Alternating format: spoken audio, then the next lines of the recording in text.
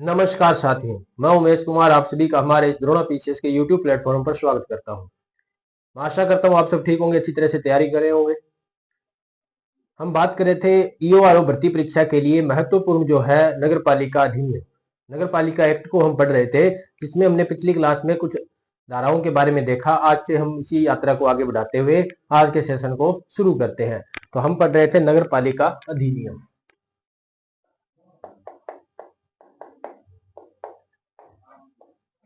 नगर पालिका अधिनियम 2009।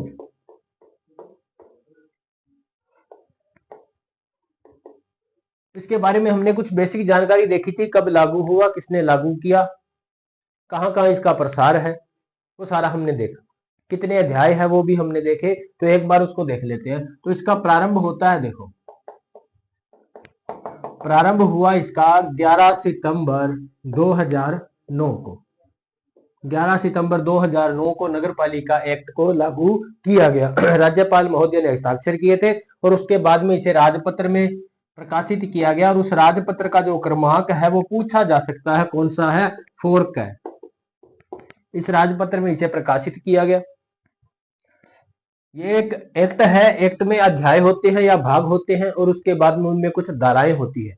संविधान में अनुच्छेद है और एक्ट कोई भी है उसके अंदर धाराएं हैं, सेक्शंस बांटे गए हैं अलग अलग। तो देखो ये जो नगर पालिका एक्ट है इसके अंदर कुल अध्याय कितने अध्याय है, तो हमने पहले भी पढ़ रखा है, कितने हैं, 17 अध्याय हैं। और इन 17 अध्यायों को हमने अच्छी तरह से याद किया था, इनके टाइटल हमने याद किए थे। आशा करता हूं टाइटल आपको याद होंगे। वो जो पुरानी वीडियो जी आपने देखी होगी आपको पता होगा, नहीं देखी है तो आप डिस्क्रिप्शन में उनका लिंक दिया गया है और आप उन वीडियो को देख सकते हो द्रोणा पीसीएस के यूट्यूब प्लेटफॉर्म पर। 17 अध्याय है। और कुल धाराओं की बात करें, कुल धाराएं जो है वो 344 है।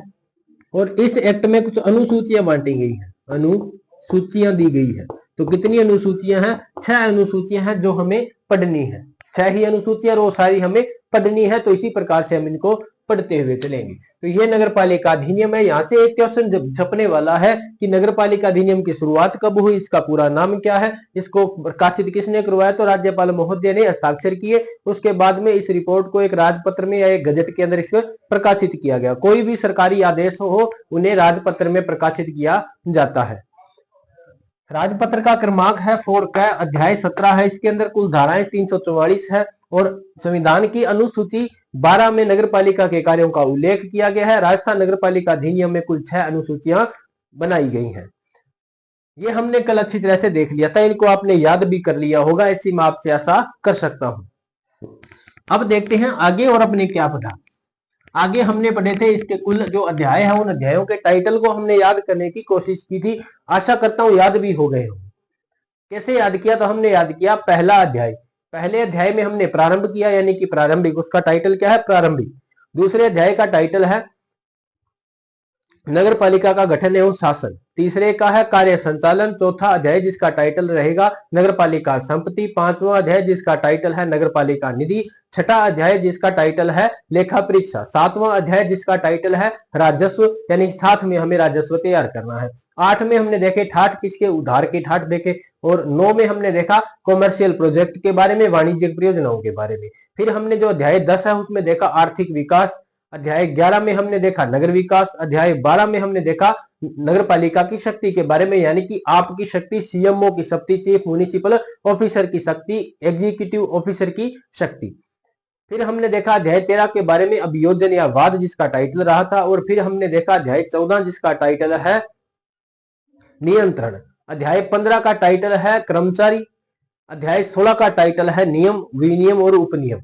अध्याय 17 जो अंतिम अध्याय है उसका टाइटल है प्रकीर्ण, यानी कि मिसलिनियस जो बच गया वो इसमें डाल दिया गया। तो इस प्रकार से कुल 344 धाराओं को 17 अध्यायों में बांटा गया है। इनको हम अच्छी तरह से पढ़ेंगे। पिछली क्लास में हमने देखा कि कुल अध्यायों के बारे में, और ये उसके जो धाराएं थी, कुछ 5-10 धाराएं हमने देखी थी, 10 तक धाराएं हमने शायद देख ली थी। क्या क्या टाइटल है वो देखो एक बार, उनके याद आपको होने चाहिए। देखिए हमने बात की 10 धाराएं, धारा 1, धारा 2, धारा 3, धारा 4, धारा 5, धारा 6, फिर धारा 7, धारा 8, धारा 9 और धारा 10। इनको हमने देखा, इनके आपको टाइटल याद रहने चाहिए अच्छी तरह से। जैसे यदि मैं आपसे कहूं कि धारा 8 का टाइटल क्या है, तो आपको डायरेक्ट याद रहना चाहिए 8 में क्या था कि नगर पालिका का शासन, नगर पालिका का शासन नगर पालिका में निहित होना, निहित होगा। ये टाइटल है धारा 8 का। इसी प्रकार से आपको याद रखना पड़ेगा। यदि मैं बात करूं कि धारा 5 का टाइटल क्या है, तो आपको याद होना चाहिए क्या कि नगर पालिका की स्थापना, नगर पालिका की स्थापना। संक्रमणशील क्षेत्रों में नगर पालिका बनाई जाएगी। लघुत्तर जो छोटे जो नगरीय क्षेत्र है उनमें नगर परिषद, और जो बड़े नगरीय क्षेत्र है उनमें नगर निगम की स्थापना की जाएगी। वो हमने इसमें देखा था। उसके साथ साथ हमने ये देखा कि जो राज्य सरकार है वो इस जो कुछ नगर पालिका क्षेत्र है उसके साहित्यिक और ऐतिहासिक महत्व को देखते हुए उसे विकास प्राधिकरण घोषित कर सकती है, और राज्यपाल इस नगर पालिका को औद्योगिक क्षेत्र घोषित कर सकता है, और यह नगर पालिका कॉर्पोरेट बॉडी या निगमित निकाय कहलाएगी। ये भी हमने देखा। यदि मैं बात करूं धारा 10 में क्या था, तो धारा 10 में था वार्डों का अवधारण, वार्डों का अवधारण। अवधारण का मतलब निर्धारण कह सकते हो, उनकी सीमा में कोई परिवर्तन करना है या उनकी बनाना कैसे है वो सारा कौन देखेगा, धारा 10 में है। करेगा कौन अवधारण, तो राज्य सरकार करेगी। ये हमने इसमें देखा था। और जो वार्डों का अवधारण है, निर्धारण कहां से प्रारंभ किया जाता है, उत्तर पश्चिम सीमा से या उत्तर पश्चिम दिशा से किया जाता है। फिर यदि मैं बात करूं धारा 2 में क्या है, तो धारा 2 में बहुत सारी परिभाषाएं दी गई। देखो आपको इसी प्रकार से याद रखने पड़ेंगे, सीरीज वाइज याद रखो, बढ़िया है। लेकिन आप यदि इस प्रकार से याद रख पाओ इनको कि आपको डायरेक्ट पता हो कि धारा 9 में क्या है, धारा 8 में क्या है, धारा 4 में क्या है, फिर आपके ये अच्छी तरह से याद होगी। रटना तो पड़ेगा, रटना ही पड़ेगा। बात करूं कि धारा 9 में क्या है, तो धारा 9 में हमने देखा वार्डों का विभाजन, वार्डों का विभाजन। और विभाजन किया किसके आधार पर जाता है, तो जनसंख्या के आधार पर, जनसंख्या के आधार पर। और जनसंख्या का अनुपात वही रहेगा जो अन्य नगर पालिकाओं की जो वार्ड निर्धारित किए गए हैं उनकी जनसंख्या का जो अनुपात है, उसी अनुपात में यहाँ पे वार्डों का विभाजन किया जाएगा। फिर यदि मैं पूछूं धारा 4 में क्या लिखा गया है, तो आपको पता होगा कि नगर पालिका को कुछ उपबंधों से छूट दी गई है, कुछ उपबंधों से छूट दी गई है। किसे, तो नगर पालिका को। वो हम इसमें हमने देखा। बात करूं कि धारा 7 में क्या है, धारा 7 में क्या है, तो धारा 7 में नगर पालिका की क्या बताई गई है, पदावधि बताई गई है, पदावधि बताई गई है, या इसका कार्यकाल हम इसे लिख सकते हैं। एक्ट के अंदर जो इसका टाइटल दिया गया वो पदावधि दिया गया, हम इसको कार्यकाल के रूप में देख सकते हैं। पहली बैठक से 5 वर्ष तक नगर पालिका की क्या रहती है, पदावधि या कार्यकाल रहता है। फिर मैं यदि बात करूं धारा 6 में क्या है, तो धारा 6 में नगर पालिका की संरचना के बारे में चर्चा है। नगर पालिका की संरचना, संरचना से क्या मतलब हुआ कि उसके अंदर कितने वार्ड बनेंगे, अधिकतम वार्ड या न्यूनतम वार्ड कितने हो सकते हैं, और उसके सदस्य किस प्रकार के होंगे, पदेन होंगे, निर्वाचित होंगे या मनोनीत होंगे। तो नगर पालिका में ये तीनों प्रकार के सदस्य हो सकते हैं। ये भी उल्लेख किसमें किया गया, धारा 6 में किया गया। फिर हमने देखा नगर पालिका का परिसीमन, धारा 3 में नगर पालिका का परिसीमन। परिसीमन को आप पढ़ सकते हो, इसका गठन, इसका गठन देख सकते हैं हम। जैसे किसी गांव को नगर पालिका बना दिया गया, या किसी नगर पालिका क्षेत्र को दूसरे नगर पालिका में जोड़ दिया गया, या किसी नगर पालिका को हटा दिया गया, या उसके क्षेत्र में अपवर्जन कर दिया गया, वो सारा का सारा किसमें दिया गया है, धारा 3 में दिया गया है। और धारा 1 में आपको पता है क्या लिखा था, तो संक्षिप्त नाम लिखा था, संक्षिप्त नाम। संक्षिप्त नाम के बाद इसका प्रसार कहां होगा, और ये प्रारंभ कब होगा, कौन, ये एक्ट कब प्रारंभ होगा। ये दोनों जो थे अध्याय 1 में थे। अध्याय 1 जिसका टाइटल है प्रारंभिक, और उसके बाद की ये जो धाराएं हमने 10 तक देखी, ये किस में आएंगी, अध्याय 2 में, अध्याय 2 में आएंगी। और अध्याय 2 में कुल धाराएं थी 3 से लेकर के 50 तक। इसका जो टाइटल है वो रहने वाला है नगर पालिका का गठन एवं उसका शासन। ये हमने कल देखा था। आप इसका स्क्रीनशॉट ले सकते हो, याद आपको रखना पड़ेगा, बार बार लिखना पड़ेगा, तभी ये धाराएं आपको याद होंगी। अब देखते हैं इसके बाद की जो हम धाराएं देखेंगे। आज हम जो धारा देखने वाले हैं, धारा 11 से लेकर के आगे कुछ धाराओं के बारे में आज हम बात करेंगे।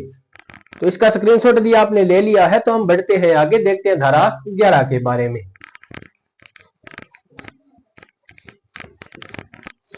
बार बार लिखोगे याद हो जाएगा, याद करना ही पड़ेगा, और तो कोई अपने पास कोई ऑप्शन भी नहीं है। यदि हमने अधिशासी अधिकारी बनना है, अधिकारी बनने का सपना यदि हमने अपने आंखों में सजो के रखा है, तो उसके लिए मेहनत करनी पड़ेगी, मेहनत तो करनी पड़ेगी। करत करत अभ्यास के जड़बती होत सुजान, रसरी आवत जात ते पत्थर पर बने निशान।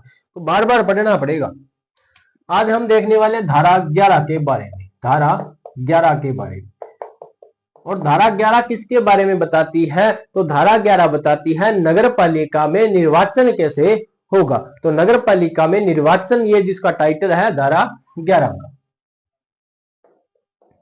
नगर पालिका में निर्वाचन। हमने कल चर्चा की थी कि नगर पालिका में सदस्य निर्वाचित भी होते हैं, मनोनीत भी होते हैं और पदेन सदस्य भी होते हैं। जो निर्वाचित सदस्य होते हैं वो पार्षद कहलाते हैं। कैसे निर्वाचन होगा वो इसके अंदर दिया गया है। अब बात करें कि निर्वाचन करवाएगा कौन, तो ये तो जग जाहिर बात है कि निर्वाचन कौन कराता है? तो चुनाव आयोग इसका क्या कराता है? निर्वाचन कराता है। राज्य की बात है, राज्य क्षेत्र, देखो ये जो नगर पालिका है ये राज्य सूची का विषय है, राज्य सूची का विषय है। तो इस पर नियम भी कौन बनाता है? राज्य बनाती है। इसीलिए तो इसको नगर पालिका अधिनियम को राज्य सरकार ने या राज्यपाल ने बनाया था। यदि ये केंद्र सूची का विषय होता तो इस पर हस्ताक्षर किसके होते? राष्ट्रपति के होते। ये तो आपको पता है, पॉलिटी आपने इतनी अच्छी तो पढ़ी होगी। द्रोणा पीसीएस के यूट्यूब प्लेटफॉर्म पर आपको पॉलिटी की बेहतर क्लासें आपको मिल रही हैं। राज्य सूची का विषय है, तो राज्य के बारे में जो आयोग है वही कराएगा, मतलब इसका निर्वाचन करवाएगा कौन? तो देखो इसका निर्वाचन करवाएगा राज्य निर्वाचन आयोग या राज्य चुनाव आयोग, राज्य चुनाव आयोग। भारतीय संविधान का अनुच्छेद 243 और 243 में बात करें तो 243 यानी कि 243 का जो अनुच्छेद है उसके अंदर इसके बारे में चर्चा है। किसके बारे में? चुनाव आयोग में। 243 जो अनुच्छेद है वो बड़ा अनुच्छेद है, उसमें बहुत सारी चर्चाएं दी गई है। उन्हीं चर्चाओं में से, उन्हीं प्रावधानों में से कई उनमें है सेक्शन जिनमें राज्य चुनाव आयोग के बारे में बताया गया है। तो अनुच्छेद 243 यहाँ पे हम बात करने वाले हैं कि अनुच्छेद 243 के तहत नगर पालिकाओं में निर्वाचन होता है। राज्य चुनाव आयोग इसका क्या करवाता है? निर्वाचन करवाता है। ये जो निर्वाचन है 5 वर्षों में करवाए जाते हैं। नियम तो सीधी सी बात है, चुनाव कितने सालों बाद करवाए जाते हैं? प्रत्येक 5 वर्ष बाद।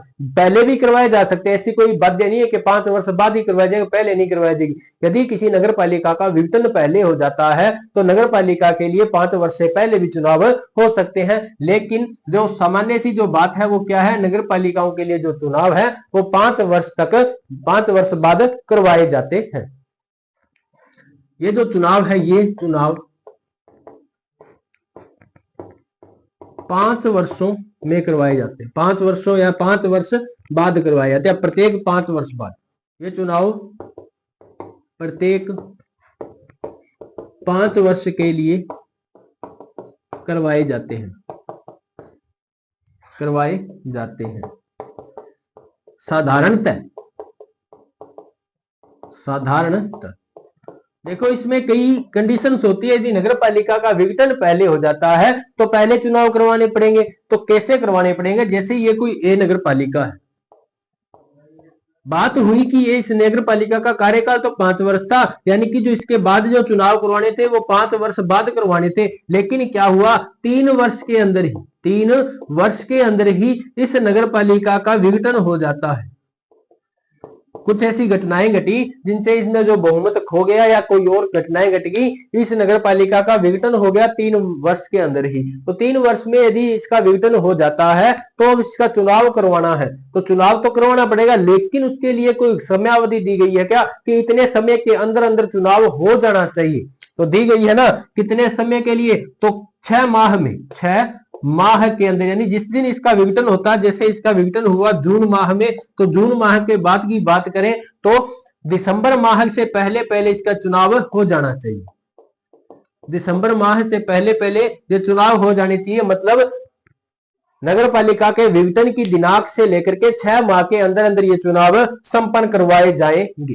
ये बात यहां से है। फिर यदि मैं बात करूं कि 6 माह बाद तो चुनाव करवाने ही है, यदि नगर पालिका का जो विघटन 4.5 साल में हो जाए, मतलब 4 वर्ष और 6 माह में हो जाए, 4 वर्ष 6 माह में यदि ये विघटन हो जाए किसी नगर पालिका का, तो क्या होगा? तो देखो फिर बात आती है आगे कि 6 माह में करवाने पड़ेंगे, और 6 माह बाद दोबारा नगर पालिका के लिए फिर चुनाव तो करवाने पड़ेंगे। और मैंने पहले भी बताया था कि ये जो नगर पालिका के जो चुनाव, जो बीच में जो चुनाव होते हैं, उपचुनाव जिन्हें हम कहते हैं, जो चुनाव इन्हें बोलते हैं उपचुनाव, और उपचुनाव हमेशा शेष कार्यकाल के लिए करवाए जाते हैं, शेष कार्यकाल के लिए करवाए जाते हैं। ऐसा नहीं होगा कि ये उपचुनाव हुए तो ये आगे के 5 वर्षों के लिए होंगे, जैसे लोकसभा में होता है उपचुनाव के बाद, तो वैसी कहानी यहाँ पे देखो क्या होगा। ये जो उपचुनाव कितने वर्षों के लिए करवाए जाएंगे? शेष कार्यकाल के लिए, शेष कार्यकाल के लिए करवाए जाएंगे। जैसे यहाँ पे 3 वर्ष में नगर पालिका का विघटन हो चुका है, और नगर पालिका का विघटन होते ही 6 माह में इसका मान ले अगले दिन ही हमने जैसे चुनाव करवा दिया, तो ये आगे के कितने साल तक चलेगा? 2 वर्षों तक। 2 वर्ष बाद फिर से चुनाव करवाने पड़ेंगे, तो ये बात होगी। अब यदि यहाँ पे ऐसा होता है कि 6 माह, जैसे नगर पालिका का जो अंतिम कार्यकाल 5 वर्ष था, उससे 6 माह पहले यानी कि 4.5 साल में नगर पालिका का विघटन हो गया, नगर पालिका का विघटन हो गया, तो 6 माह में के लिए हमें चुनाव करवाने पड़ेंगे।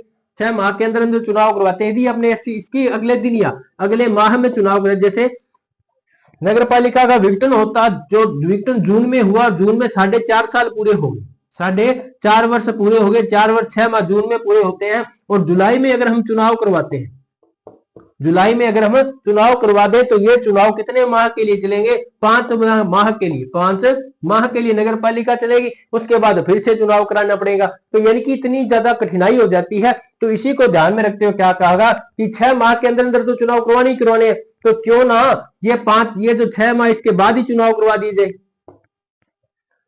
यानी इसमें उल्लेख किया गया, यदि नगर पालिका का विघटन उसके जो 5 वर्ष पूरे होने से 6 माह का समय बचता है, यदि अगले चुनाव में 6 माह का समय है, 6 माह या उससे कम का समय है, तो उपचुनाव नहीं करवाए जाएंगे। 6 माह बाद दोबारा वो जो चुनाव करवाने हैं, मुख्य चुनाव, वही होंगे।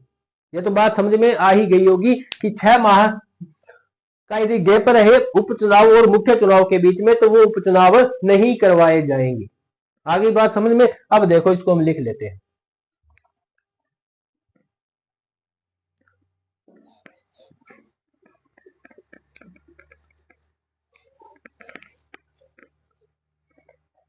अब देखो क्या लिखते हैं, अगर इसमें अब जो बात हमने लिखी 5 वर्ष के लिए, और 5 वर्ष से पहले यदि विघटन होता है, वो घटना इसमें लिख लेते हैं। यदि यदि नगर पालिका का विघटन, नगर पालिका का विघटन विघटन 5 वर्ष से पहले हो जाए, पहले हो जाए तो विघटन के बाद 6 माह के अंदर अंदर, 6 माह के भीतर उपचुनाव करवाए जाएंगे। यदि नगर पालिका का विघटन 5 वर्ष से पहले होता है, तो विघटन के 6 माह के विघटन होने के 6 माह के अंदर अंदर ही क्या करवाया जाएगा? उपचुनाव करवाया जाएगा। अगर ये जो अंतिम 6 माह में यदि नगर पालिका का जो अंतिम समय, जो शेष कार्यकाल है, 6 माह होता है, ठीक है, यदि उससे पहले नगर पालिका यदि भंग हो जाती है, तो ये उपचुनाव नहीं करवाए जाएंगे। आ गई होगी बात समझ में कि नहीं आई? तो देखो इसको लिख लेते हैं। यदि नगर पालिका अंतिम 6 माह में भंग होती है तो उपचुनाव नहीं करवाए जाएंगे।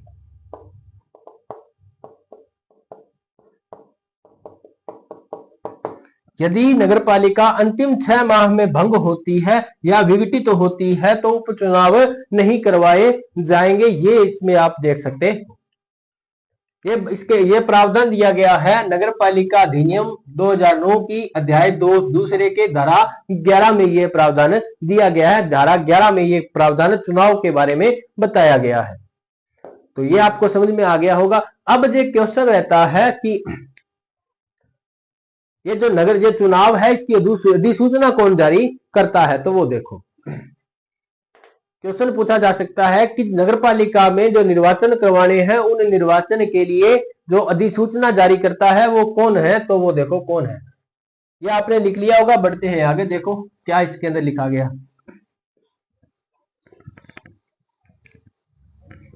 चुनाव के लिए जो अधिसूचना है वो राज्य सरकार जारी करती है। चुनाव के लिए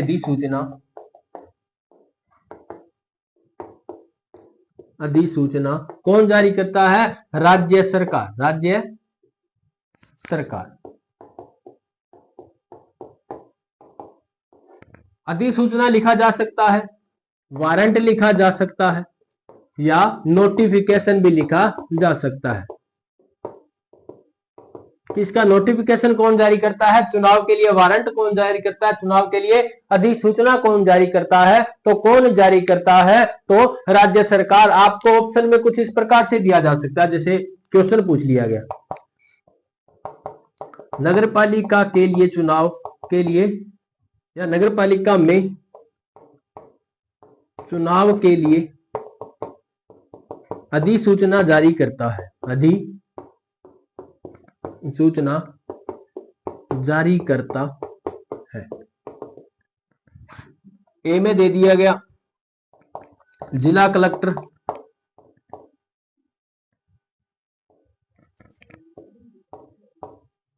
जिला कलेक्टर। बी में दे दिया गया राज्य सरकार। सी में आपसे दिया जा सकता है मुख्य चुनाव आयुक्त या चुनाव आयुक्त। चुनाव आयुक्त। चुनाव आयुक्त से मतलब है सीधा सीधा चुनाव आयोग से। और डी में दिया जा सकता है CMO, चीफ म्युनिसिपल ऑफिसर या मुख्य नगरपालिका अधिकारी।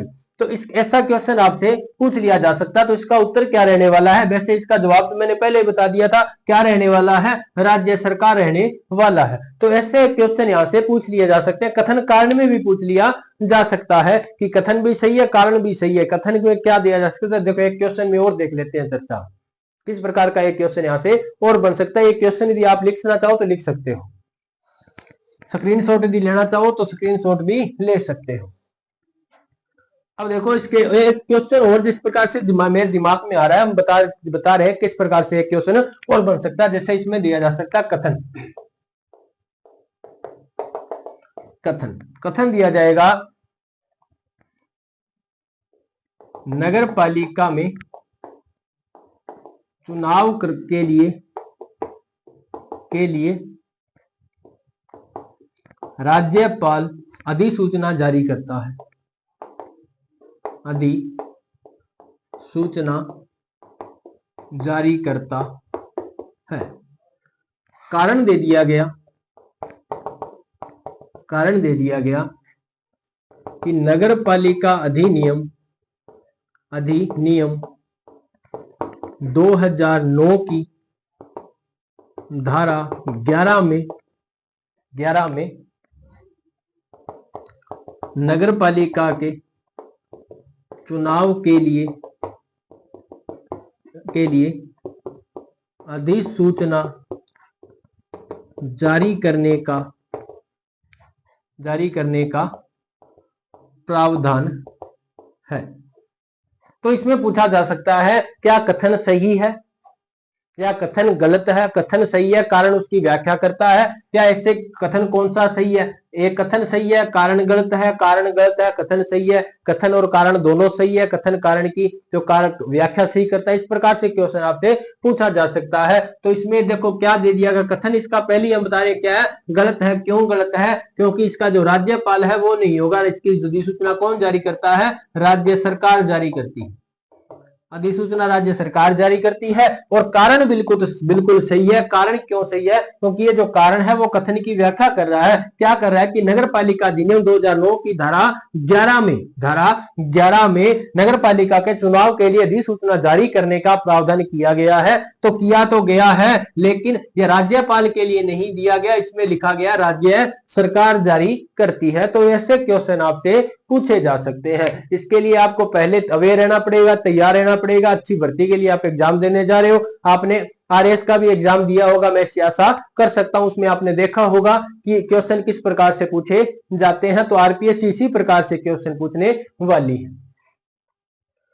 तो अब देखते हैं आगे धारा 12 के बारे में। धारा 11 को हमने देख लिया, अब देखते हैं धारा 12 में क्या लिखा गया है।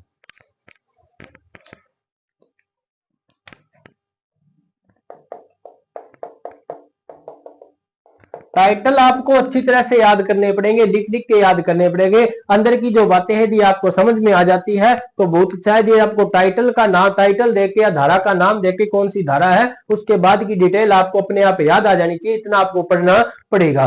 तो जो धारा 12 लिखा है उसमें लिखा गया है राज्य निर्वाचन आयोग के कार्यों का प्रत्यायोजन। क्या लिखा गया है? यदि ओरिजिनल एक्ट की भाषा में देखें तो ये लिखा गया है राज्य निर्वाचन आयोग के कार्यों का प्रत्यायोजन। राज्य निर्वाचन आयोग के कार्यों का प्रत्यायोजन। प्रत्यायोजन को आप लिख सकते हो स्थानांतरण या ट्रांसफर। स्थानांतरण या ट्रांसफर आप इसको सौंप भी ऐसे कर सकते हैं कि किन्हीं और व्यक्तियों को कार्य क्या किया जाएगा, सौंपा जा सकता है। कार्य सौंपना भी हम इसको प्रत्यायोजन को लिख सकते हैं। क्यों? क्योंकि ये जो चुनाव आयोग है सिंगल बॉडी है, इसमें एक सदस्य होता है। और देखो क्या होता है उसके बाद ये जो चुनाव करवाने होते हैं इनके लिए अधिकारी जरूरी होते हैं। ये कार्य किसी और को भी सौंपा जा सकता है। तो इसके लिए किन किन लोगों को सौंपा जा सकता है उसके बारे में इसमें दिया गया है। तो ये जो कार्य है इनको जो आगे सौंपा जाएगा 2 व्यक्तियों को सौंपा जा सकता है। कितने व्यक्तियों को? 2 व्यक्तियों को सौंपा जा सकता है। एक तो जो उप निर्वाचन अधिकारी है और दूसरा राज्य निर्वाचन आयोग का जो सचिव है। इस प्रकार से इनको सौंपा जा सकता है। जो चुनाव आयोग जो कार्य है वो आगे सौंप दिए जाएंगे कि ठीक है अब आपको नगर पालिका में क्या करवाना है, निर्वाचन करवाना है। किन किन लोगों को सौंपा जा सकता है ये आपसे पूछा जाएगा। कौन कौन होंगे? तो एक तो उप निर्वाचन आयुक्त या उप चुनाव आयुक्त, और दूसरा कौन है? राज्य चुनाव आयोग या राज्य निर्वाचन आयोग का सचिव। या तो उप चुनाव आयुक्त को सौंपा जा सकता है कार्य, और इसके बाद किसको सौंपा जा सकता है? राज्य निर्वाचन आयोग के सचिव को यह कार्य सौंपा जा सकता है, कार्य प्रत्यायोजित किया जा सकता है। तो यही इसके अंदर है। धारा 12 में राज्य निर्वाचन आयोग के कार्यों को का प्रत्यायोजन करना है या उनको आगे सौंपना है। किन किन लोगों को सौंपा जा सकता है? तो उप चुनाव आयुक्त को और राज्य निर्वाचन आयोग के सचिव को। यदि क्वेश्चन पूछा जाए कि निम्न में से चुनाव आयोग के कार्यों का प्रत्यायोजन नहीं किया जाता तो इनके अलावा यदि कोई और नाम दिया गया है तो उनको यह कार्य सौंपा नहीं जाएगा। तो यह है धारा 12 के बारे में। इतनी डिटेल हमें याद रखनी है। इतना याद रखना है कि किन किन लोगों को और धारा 12 में क्या टाइटल दिया गया है, यह आपको याद रखना है। अब देखते हैं धारा 13 के बारे में। अब 12 में तो हमने काम को क्या किया, देखो 11 में आप ऐसे याद कर सकते हो। देखो 10 तक तो हमने कल याद किया था। 11 में क्या था? चुनाव के बारे में था कि चुनाव की अधिसूचना का क्या होगी, चुनाव कब करवाए जाएंगे, कैसे करवाए जाएंगे। फिर हमने देखा 12 में कार्यों का क्या किया? प्रत्यायोजन किया। अब देखो 13 में क्या होगा। अब तेरी क्या बनेगी? नामावली बनेगी, मतलब वोट लिस्ट बनेगी। क्या बनेगी? वोट लिस्ट बनेगी। तो 13 में आप ऐसे लिख सकते हो वोट लिस्ट के बारे में कि वोट लिस्ट यानी कि तेरी वोट लिस्ट कब तैयार होगी? 13 में दिखा गया है कि तेरा नाम जुड़ जाएगा। अब किसमें? वोट देने के लिए, मत देने का अधिकार आपको मिल जाएगा, यानी कि नामावली, निर्वाचन नामावली, निर्वाचन नामावली। धारा देखो धारा 11 से रिलेट करो इसको। धारा 11 में क्या है, चुनाव के बारे में चर्चा है। धारा 12 में क्या है, तो चुनाव आयोग के कार्यों का प्रत्यायोजन है। धारा 13 में क्या है, तो चुनाव आयोग के लिए, निर्वाचन के लिए नगर पालिका में जो वार्डों में जो निर्वाचन होता है, उन निर्वाचन के लिए एक नामावली तैयार होगी, एक वोट लिस्ट तैयार होगी। जैसे हम गाँव में, यदि गाँव से हो, यदि आप कहीं से भी हो, गांव से हो, शहर से हो, चुनाव तो सभी जगह होते हैं। जब चुनाव होते हैं उससे पहले हमें एक लिस्ट सी दी जाती है कि ठीक आपका नाम इस लिस्ट के अंदर है तो ही आप चुनाव देने के लिए योग्य हो, वरना नहीं हो। तो वो लिस्ट, उस लिस्ट में नाम कैसे जोड़ा जाएगा, किस प्रकार से, उनको कौन कौन अधिकारी जो कार्य करते हैं उनके लिए क्या योग्यताएं हैं, क्या नहीं है, वो सारी इसके अंदर दी गई है। कौन कौन लोग चुनाव देने के लिए, यानी मत चुनाव में अपना मत देने के लिए अधिकारी हैं, उन सब के बारे में यहाँ पे चर्चा है। तो इसको इस प्रकार से आप रिलेट कर सकते हो। 11 में चुनाव के बारे में चर्चा है, 12 में चुनाव आयोग के कार्यों का प्रत्यायोजन है, 13 में वोट लिस्ट के बारे में, यानी कि 13 नाम कब जुड़ जाएगा चुनाव लिस्ट में। तो अब देखो धारा 13 के बारे में।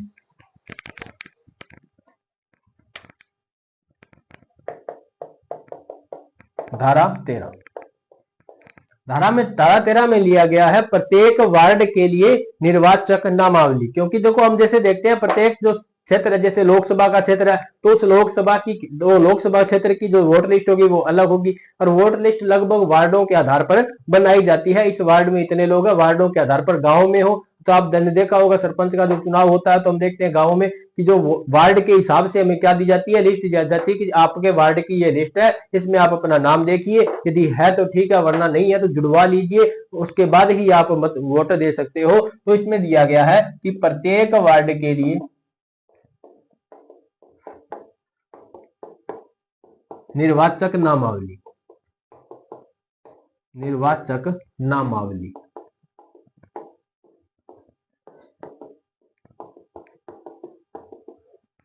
प्रत्येक वार्ड के निर्वाचक के लिए निर्वाचक नामावली धारा 13 में दिया गया है। 13 नाम अब वोट देने के लिए जुड़ जाएगा, इस वोट लिस्ट में 13 नाम जुड़ जाएगा। कैसे जुड़ेगा वो सारी इसमें बातें हैं, कौन जोड़ता है कौन नहीं जोड़ता। इसके लिए एक अधिकारी को हायर किया गया, अधिकारी का नाम है निर्वाचन रजिस्ट्रेशन अधिकारी, निर्वाचन रजिस्ट्रीकरण अधिकारी। किसने इसको हायर किया है, तो चुनाव आयुक्त है। तो चुनाव आयुक्त ने राज्य सरकार की पूर्वानुमति के बाद, तो इसमें लिख सकते हैं इस कार्य के लिए चुनाव आयुक्त द्वारा या चुनाव आयोग के द्वारा, चुनाव आयुक्त ने राज्य सरकार की पूर्वानुमति के बाद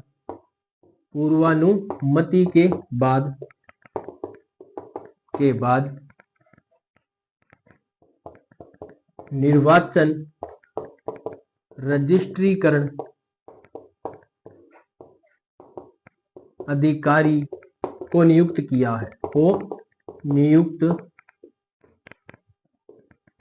है।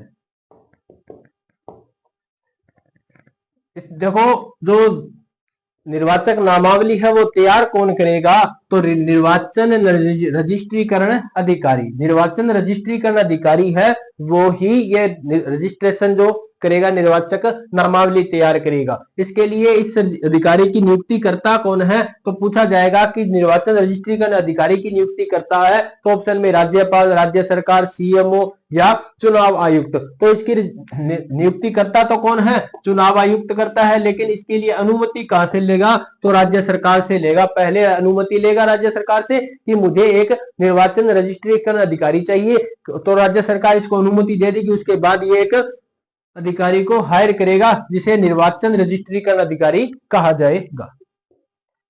आगे होगी बात समझ में। अब ये इसके बाद क्या करेगा, प्रत्येक वार्ड के लिए अलग अलग निर्वाचन नामावली बनवाएगा, और उसके लिए क्या योग्यताएं हैं वो अब देखते हैं।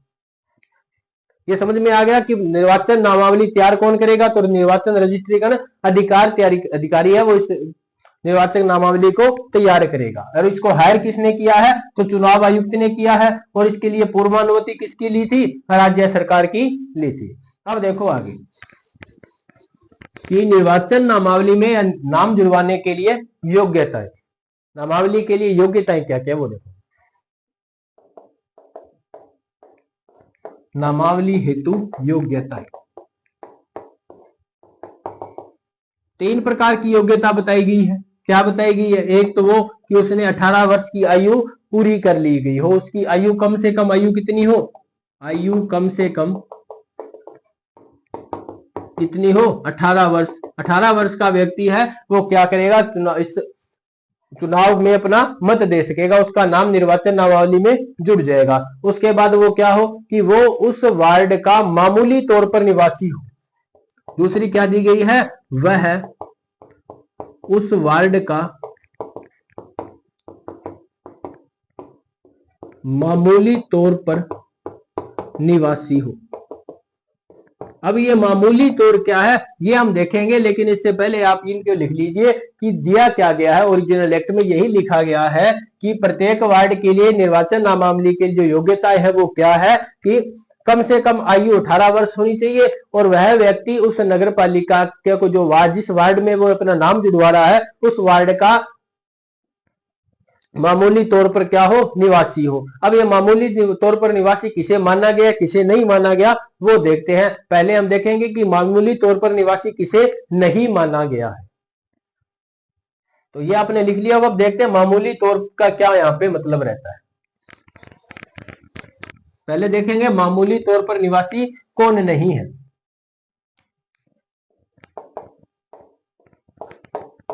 मामूली तौर पर कौन निवासी नहीं है? कौन निवासी नहीं है या मामूली तौर पर निवासी कौन नहीं है वो देखो। एक तो वो व्यक्ति कि जिसने, जैसे ये नगर पालिका है और ये नगर पालिका कोई वार्ड है, जैसे ये वार्ड 1 नंबर वार्ड है, इस वार्ड में कई जैसे घर बने हैं, मकान जो लोग रह रहे हैं, ऐसे एक प्लाट है जिसके अंदर इसने कब्जा कर रखा हो किसी व्यक्ति ने। ये व्यक्ति है जिसने इस मकान पे, प्लाट पे कब्जा कर रखा है, बाहर का व्यक्ति है और इसने यहाँ पे कोई भी पट्टा नहीं बनवा रखा, लेकिन इसमें क्या कर रखा है? कब्जा कर रखा है। तो ये व्यक्ति यहाँ का क्या नहीं होगा? मामूली निवासी नहीं माना जाएगा। दूसरा व्यक्ति और कौन है कि कोई बाहर का व्यक्ति यहाँ पे घूमने के लिए आया, काम के लिए आया और यहाँ इस वार्ड में बने किसी एक होटल में रुक गया। इस वार्ड में बने किसी एक होटल में रुक गया। वो एक रात ठहरे, 2 रात ठहरे, 1 महीने ठहरे, वो किसी बाहर का व्यक्ति यहाँ पे काम करता है और होटल में रह रहा है, यानी कि कहाँ रह रहा है? होटल में रह रहा है। तो वो उस व्यक्ति भी क्या नहीं होगा? इस वार्ड का मामूली निवासी नहीं माना जाएगा। फिर कोई व्यक्ति यहाँ पे हॉस्टल में रह रहा है, कोई विद्यार्थी है जो बाहर से आया है और यहाँ पढ़ने के लिए आया है, इस वार्ड में कोई स्कूल कॉलेज बना है उसमें पढ़ रहा है और यहाँ पे क्या कर रहा है? इस हॉस्टल में रह रहा है, छात्रावास में रह रहा है। तो इस छात्रावास में रह रहा है मतलब बाहर का व्यक्ति है, यहाँ का प्रॉपर निवासी तो नहीं है, तो इसीलिए इसको भी मामूली तौर पर निवासी नहीं माना गया। अब कोई बाहर का कोई व्यक्ति है, कोई कहीं दूसरी जगह का व्यक्ति है और उसने कोई अपराध किया, कोर्ट ने उसको दंडित करके किसी जेल में भेज दिया और वो जेल पड़ रही है इस 1 नंबर वार्ड में। तो वो जो जेल है वो कहाँ पे स्थित है? इस 1 नंबर वार्ड में स्थित है। 1 नंबर वार्ड में स्थित जेल में यदि वो व्यक्ति यहाँ पे कैदी बन गया, यहाँ के कारावास में यदि वो रह रहा है, तो वो व्यक्ति भी क्या नहीं होगा? तो मामूली निवासी नहीं होगा। तो ये व्यक्ति है जो मामूली निवासी नहीं कहलाएंगे। एक तो जिसने कब्जा कर रखा है, बाहर का व्यक्ति था, कब्जा कर रखा, वो व्यक्ति भी यहाँ पे मामूली तौर पर निवासी नहीं कहलाएगा। बाहर का व्यक्ति यहाँ पे घूमने आया, काम के लिए, होटल में रुका हुआ है, वो भी क्या नहीं कहलाएगा यहाँ का? तो मामूली निवासी नहीं कहलाएगा। फिर बात करें कोई विद्यार्थी बाहर का है, यहाँ पे पढ़ने के लिए है, द्रोणा पीसीएस में पढ़ने के लिए आया और वो हॉस्टल में रुक गया। हॉस्टल में रुक गया मतलब वो यहाँ का तो नहीं है, बाहर का व्यक्ति है, तो वो यहाँ पे क्या होगा? मामूली तौर पर निवासी नहीं होगा। कोई व्यक्ति जिसने कोई अपराध किया और इस 1 नंबर वार्ड में बनी जेल के अंदर ये अपनी सजा काट रहा है, मतलब बाहर का व्यक्ति है, तो ये भी यहाँ पे क्या नहीं होगा? मामूली निवासी नहीं होगा। फिर कोई एक व्यक्ति यही का है, जैसे यहाँ का कोई व्यक्ति है और उसको किसी कोर्ट ने मानसिक रोगी बता दिया कि ये क्या है? मानसिक रोगी है।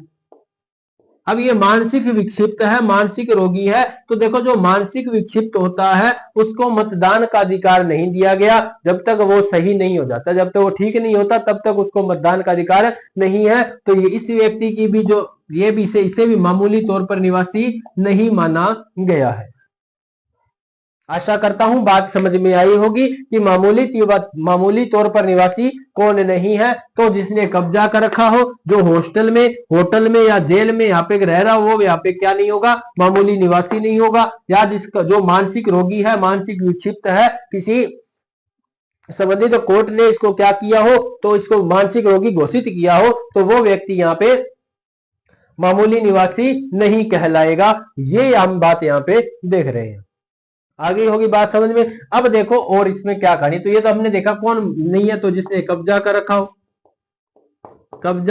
हो, वो व्यक्ति यहाँ पे कौन, मामूली निवासी नहीं होगा। मानसिक रोगी हो, वो भी मामूली तौर पर निवासी नहीं माना जाएगा। फिर जो यहाँ पे होटल, छात्रावास या कारावास में रह रहा हो, वो भी क्या नहीं होगा, तो मामूली तौर पर निवासी नहीं होगा।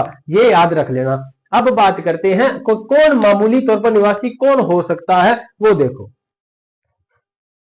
ये हमने देख लिया। अब देखते हैं कौन हो सकता है, यानी कि मामूली तौर पर निवासी कौन है, किसे माना गया है। अब देखो जो यहाँ पे रह रहे हैं वो तो होंगे ही होंगे, उसके अलावा जो यहाँ पे नहीं है उसमें मामूली तौर पर निवासी नहीं है, निवासी है। अभी हमने बात की थी 1 नंबर वार्ड के बारे में, जिसमें हमने कुछ बातें देखी थी कि यहाँ पे कोई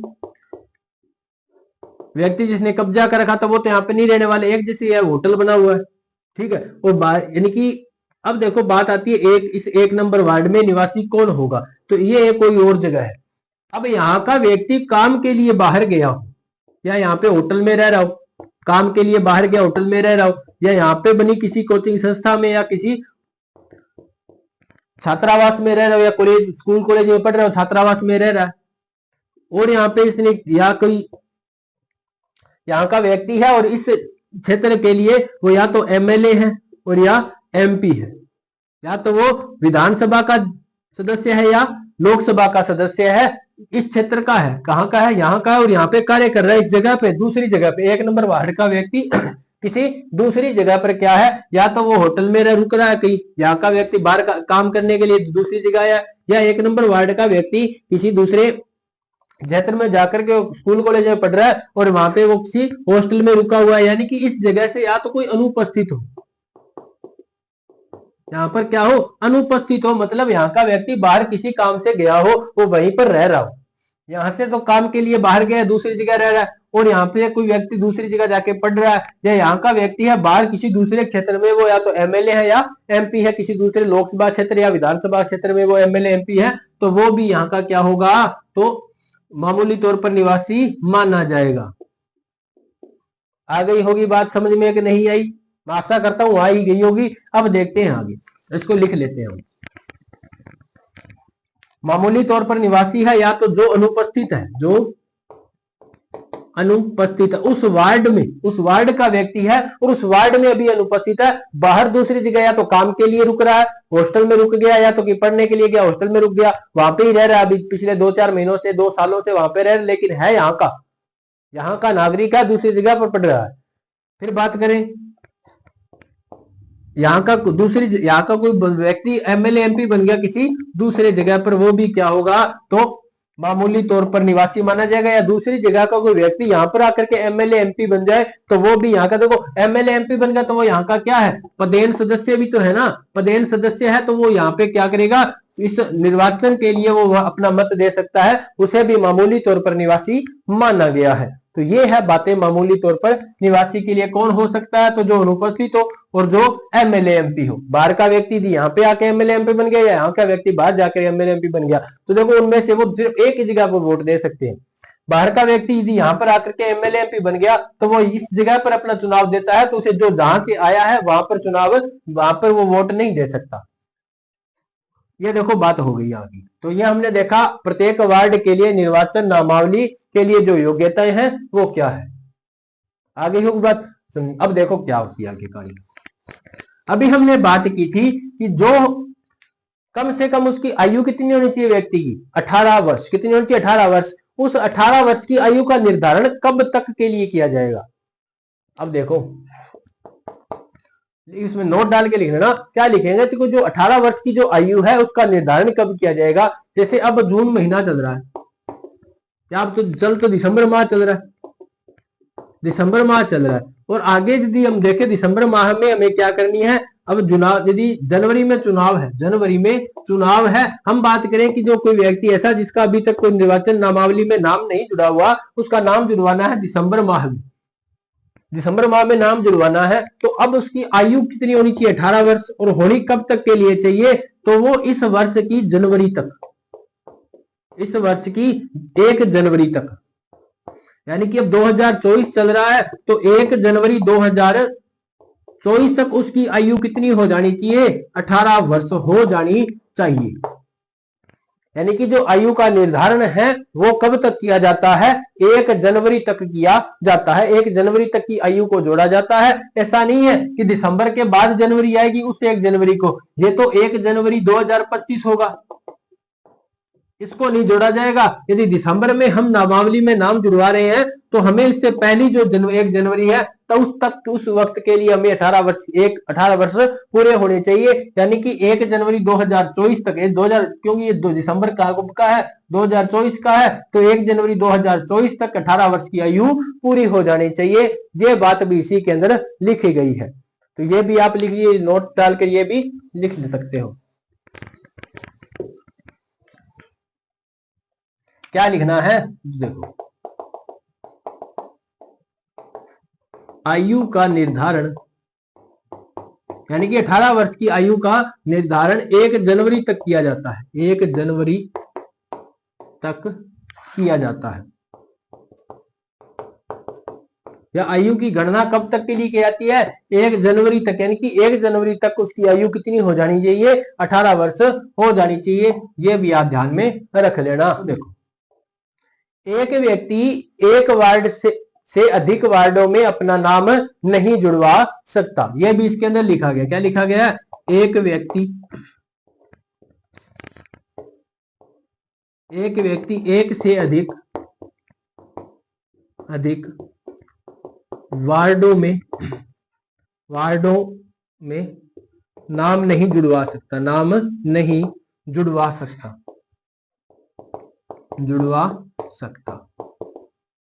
एक से अधिक वार्डों में नाम नहीं जुड़वा सकता, ये भी आप देख लेना। और क्या होता है, एक वार्ड में भी कितनी बार नाम जुड़वाएगा, केवल एक ही बार नाम जुड़वाएगा। तो एक वार्ड में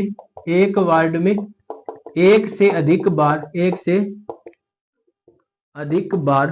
नाम नहीं